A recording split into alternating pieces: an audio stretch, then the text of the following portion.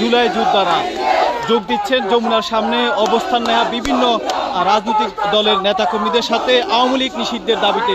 এখন তারা হোটেল ইন্টারকন্টিনেন্টালের সামনে থেকে একটি মিছিল নিয়ে সেখানে সামনের দিকে এগিয়ে যাচ্ছে, সেটি আপনাদেরকে সরাসরি আমরা দেখানোর চেষ্টা করছি।